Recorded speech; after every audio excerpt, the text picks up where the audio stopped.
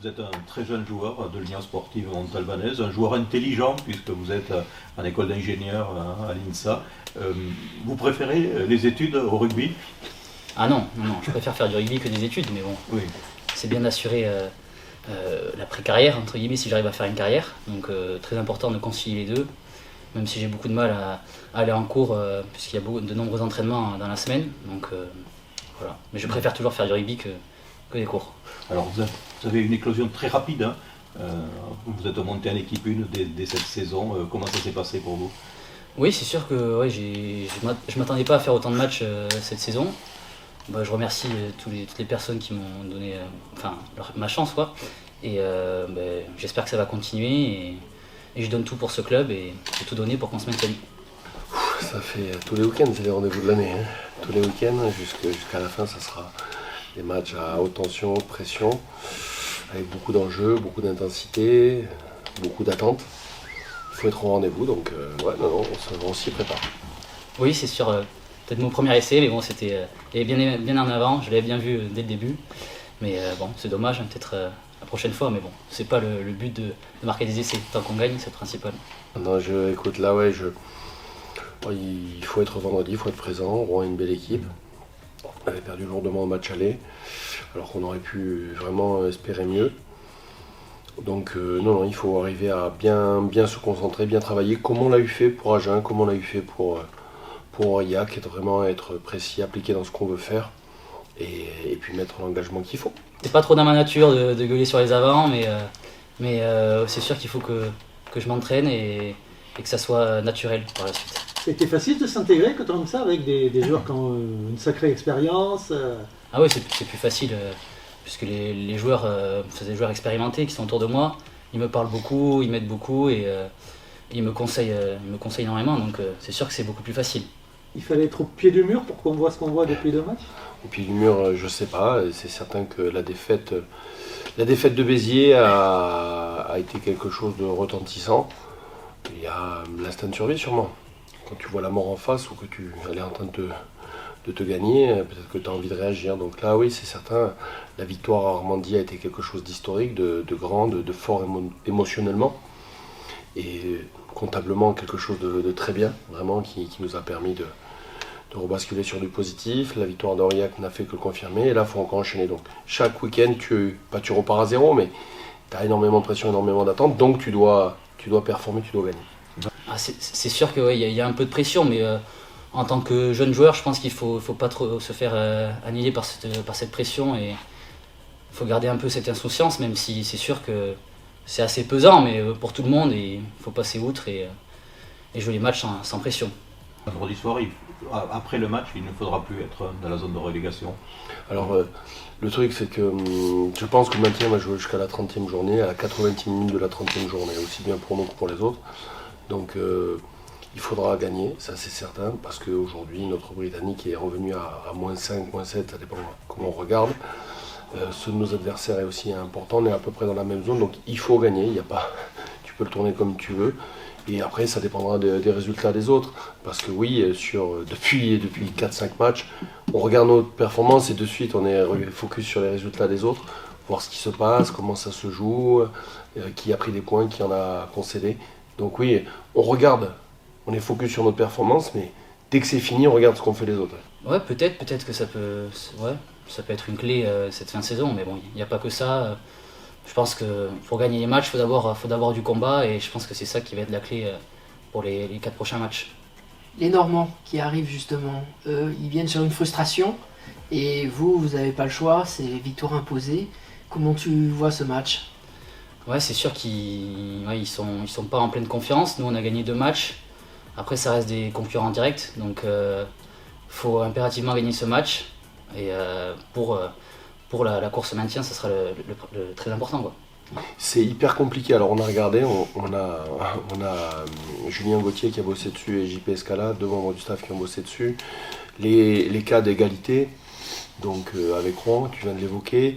Mais donc nous, par rapport à Angoulême, on n'a pas encore joué Carca. Mais par exemple, si tu regardes, Rouen a battu 2 fois Angoulême. Angoulême a battu 2 fois Carcassonne. Donc après, si tu pars dans un truc, si tu es à égalité avec eux, mais qu'il y a des multiples égalités.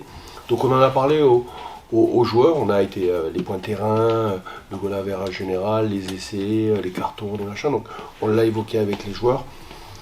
Il reste 20 points, il reste 4 matchs. Donc là, je ne sais pas si ça finira à égalité, tu vois, juste à la 30e journée, à la 80e minute.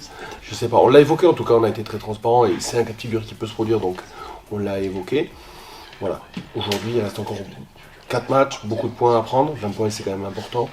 Donc là, on est focus sur ça et après, après chaque match, comme on regarde les autres, on regarde voilà, le cas en cas d'égalité. Donc là, à l'issue du match, on verra ce que ça donne contre Rouen. On a évoqué brièvement le match aller, mais le principal reste quand même de gagner.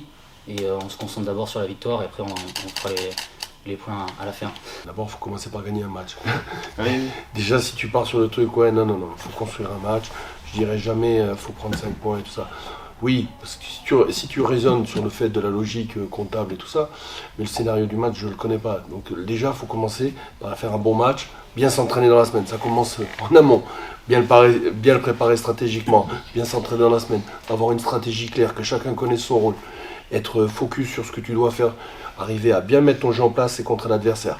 Et ensuite, voir comment se passe le déroulé du match. Quel momentum, quelle dynamique, des décisions arbitrales. Tu vois, la semaine dernière, au moment du carton de Josh, tu vois, on ne savait pas si c'était jaune, si c'était rouge, il aurait fallu réagir. Ce scénario, je ne le connais pas. Vendredi, on va rentrer, on va tout faire, on fait tout pour préparer un bon match contre Rouen. Te dire, ouais, on va gagner avec le bonus offensif, ça serait une grande connerie. Préparer un bon match, oui, et de focus sur notre job, sur notre rôle, sur ce qu'on veut mettre en place stratégiquement, donc toute phase de jeu confondue, oui, ça. Et après, je te dis, on verra. Un match, c'est long, 80 minutes, il y a plein de choses qui peuvent se passer. On prend le score, on le subit, on a le vent, on n'a pas le vent. La semaine dernière, on savait qu'au TOS, on allait avoir une première mi-temps compliquée.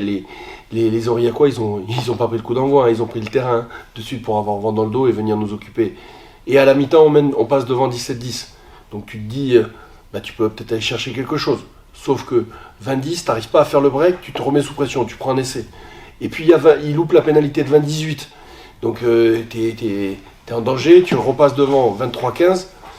Donc faut voir le film du match.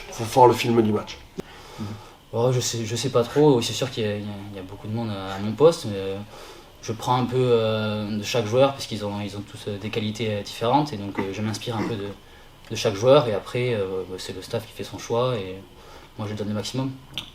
Le film du match a fait que oui, on concède un essai en première mi-temps assez rapidement, on en remarque un, mais on loupe 2 occasions d'essai.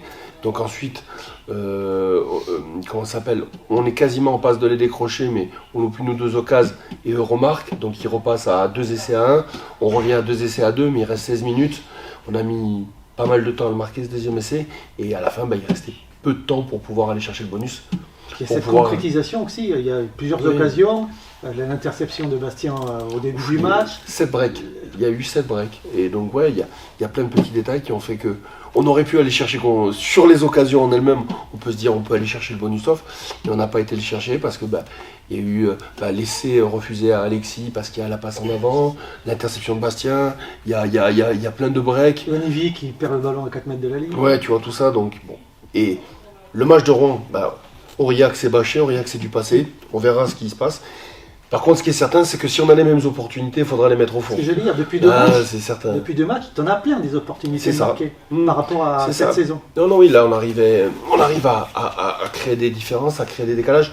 Après, Rouen est une toute autre équipe, avec une défense peut-être la plus agressive du championnat, avec un rideau qui monte très fort, qui met énormément de pression. Donc peut-être qu'on aura moins d'opportunités sur des breaks de ligne aussi francs qu'on a eu sur les 2 derniers matchs. Donc il faut aussi s'adapter. On a essayé de bosser en lien avec cette spécificité, mais c'est certain que ces opportunités qu'on a réussi à se procurer, faut arriver à mieux se payer, quoi. C'est pas le temps des regrets encore. On n'a pas le temps là, tu vois, là il y a Rouen, la semaine prochaine il y aura Mont 2, ensuite il y aura Carca. Ça va être encore le match de l'année, ça va être encore le match hyper attendu. Non, on n'a pas le temps de dire putain si on avait fait ci, si on avait fait ça. On est encore dans l'action, on essaie de s'améliorer, on essaie de performer. Tes joueurs, ils sont toujours morts la faim en ce moment? Oui, ils sont conscients de la situation. Hein. Aujourd'hui, on leur en parle au quotidien, vous, nous, les gens dans la ville. Donc on est tous focus, on est tous conscients de la situation. Donc ils savent qu'il y a un gros match qui se prépare vendredi. Ouais. Oui, Alexis, c'est un garçon qui est arrivé l'année du Covid au club. qui était descendu, qui était au Stade Français, qui descend à Castanet pour faire ses études à l'INSA. L'année du Covid faisant, les matchs de fédéral et amateurs sont annulés, il ne jouait que les matchs pro et les matchs espoirs. Donc c'est lui qui se propose au club pour venir s'entraîner dans un premier temps et ensuite jouer. Et puis les matchs faisant, il est devenu joueur, il est devenu titulaire du centre de formation. Il a fait une intersaison avec la première, une deuxième, des matchs, mais il commence à prendre des responsabilités. Voilà, c'est un jeune joueur qui a encore beaucoup à apprendre, beaucoup à travailler, mais qui a faim, donc ça va le faire. T'aimes son côté foufou un peu, même si on a l'impression qu'il se pose des fois, beaucoup de questions j'aimerais qu'il soit un peu moins foufou, mais ça va avec son âge. Il faut savoir être indulgent avec des jeunes joueurs. C'est pas Sean Venter, il n'a pas 35 ans, il n'a pas 200 matchs dans la raquette. Donc ça va aussi. Et je préfère calmer un lion qu'énerver un mouton. Donc lui, il a de l'énergie à revendre, de la faim à revendre, il est club, voilà. Donc c'est vrai, des fois, il commet quelques imprécisions, quelques erreurs. C'est pas grave, ça va avec son âge, il faut être indulgent. Et lui aussi en est conscient, donc il veut corriger, donc il n'y a pas de souci. Le staff, tout le monde, les joueurs poussent pour l'aider dans ce sens-là. C'est vrai que c'est un peu de contraire. Sean qui est très très calme, et lui qui, là, on l'a vu là, il se pose des questions tout le temps. Mais c'est ça qui fait la richesse d'un groupe et la force d'un groupe, c'est ses complémentarités, ses expériences, ses vécus différents, ses nationalités différentes, ses âges différents. C'est ça qui fait la richesse d'un groupe. Et si un groupe qui performe, c'est qu'il arrive à puiser dans toutes ses ressources, dans tous ces individus différents pour s'enrichir et grandir. Donc, c'est marrant que tu en parles, mais c'est certain que Sean a beaucoup à transmettre à Alexis, et Alexis a beaucoup à apprendre de Sean. Donc c'est une richesse pour le club, pour le groupe, d'avoir deux individus comme ça au poste de neuf qui peuvent se permettre de se pousser l'un l'autre vers le haut. Puis il y a l'exemple d'Alexis, mais plus globalement, il fait partie des jeunes du centre de formation que tu as intégré, à l'image de Maxence Bonin ou de Kylian Ranguet. On a la chance d'avoir une très belle génération 2001, 2002, 2003. Aujourd'hui, l'équipe Espoir est à la lutte en play-off pour jouer les demi-finales. Ils sont à la lutte avec Pau et Nevers, ça va se batailler jusqu'au bout. Donc le club a une chance d'avoir des très bons éléments comme ça. Il n'y a pas de raison de s'en priver. Donc c'est pas un cadeau, hein. S'ils jouent en première, c'est qu'ils le méritent. C'est qu'à un moment donné, ils ont fait ce qu'il fallait dans les matchs espoirs, aux entraînements. Et quand on les y met, c'est pas une punition ou c'est pas une impasse. C'est voilà, t'as bossé, tu mérites d'y être, t'y es. Voilà, et à eux de performer. Et ils nous ont rarement déçus cette saison, ils ont souvent répondu présent. Donc c'est bien, ça montre que ça pousse derrière et c'est très très bien pour le groupe, très très bien pour le club. Face à Aurillac, Uanivi, Paulino ont fait leur retour. Il n'y a pas eu trop de casse. Est-ce qu'il y a encore d'autres joueurs qui sont susceptibles de... Oui, alors là, c'est une saison très difficile. Hein. Malheureusement, vous le savez, Stéphane Munoz s'est fait les ligaments croisés du genou, il va être opéré vendredi. C'est une saison dure d'un point de vue médical, où malheureusement on a énormément de casse. Donc il y a des incertitudes encore. Voilà, on a la chance d'avoir récupéré des joueurs. Tu as évoqué sur la deuxième ligne, on en a récupéré d'autres. Donc voilà, il y en a qui vont sortir, il y en a qui vont rentrer. Le groupe n'est pas encore arrêté, l'équipe n'est pas encore arrêtée. On prendra la décision jeudi. À l'image de Vichy, ils sont morts de faim. Quoi. Oui. Ils ont faim, ils ont envie de revenir, ils ont envie d'apporter.